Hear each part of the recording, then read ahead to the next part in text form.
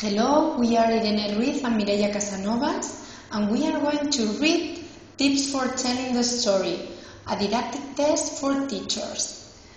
I'm Mireia and I'm going to read the first part. Tips for telling the story. Have the children seated in front of you on the floor where they can all see the pictures. The pictures are the key to understanding, so it's vital that the children can see them easily. Use A4 version if you need to. Show the first picture and you can ask the children what they see, asking them to name the animal or objects. It is okay if the children use their own language to reply, but as you will have picked out the key vocabulary, see if you can also elicit the words in English. Start the story, using as much vocal and facial expression as possible, and acting out the story with gestures wherever you can. Use dramatic voices to fit up the personality of your characters. Practice beforehand with high and squeaky, low and grove, and any variation in between. As well as the pitch, you can make the voice loud or soft, slow or fast, breathless, sad or happy. Use gestures. Hang your head in sadness, or look worried and cheerful, or look happy, as appropriate depending on the event in the story.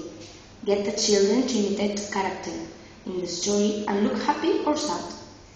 Add in animal noises, or a little song or rhyme that you might make up.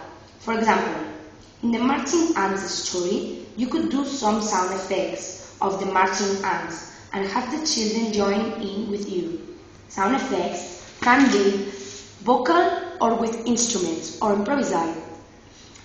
Instruments such as clapping or tapping your body parts or objects. You can ask some simple questions such as, where is the giraffe? Or, is the bird angry?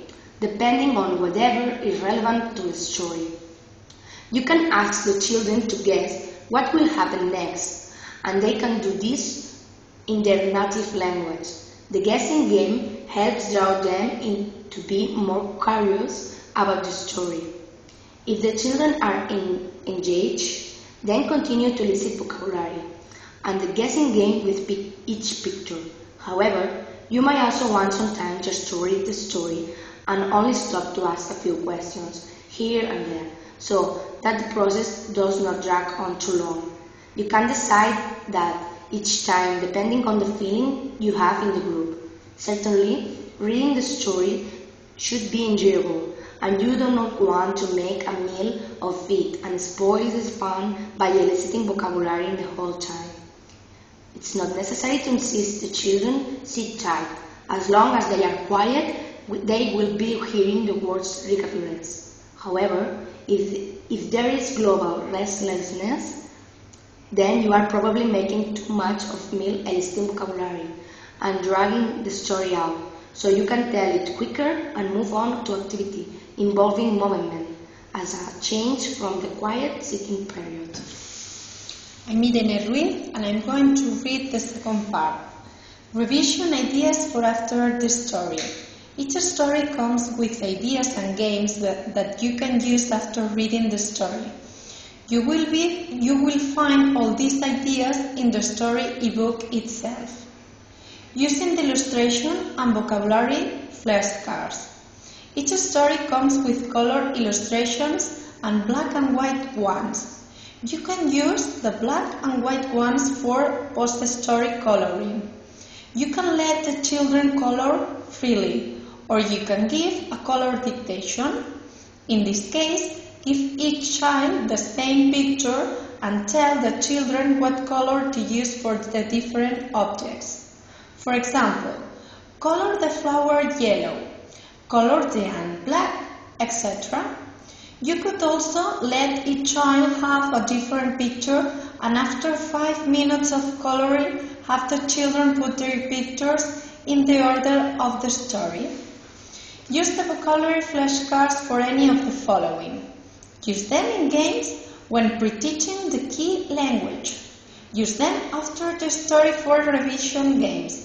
Give out the black and white ones of coloring.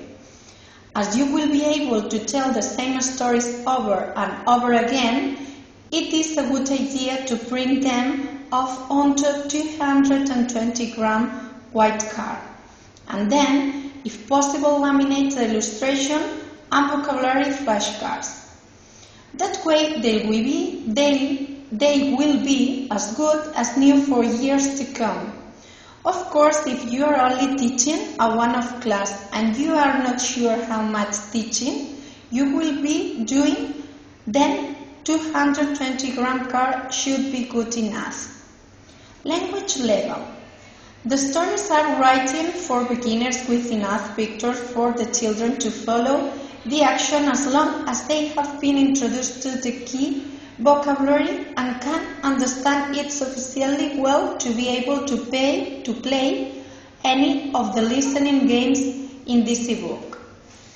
I have kept each story simple and as repetitive as possible to give every chance to the children to understand most of the words over repeated listening. It is important that the children understand the gist of the story from the first time you tell it. But with repeated listening gradually, then the children will come to recognize and understand the sentences and phrases in between the key words and take the syntax to board subconsciously.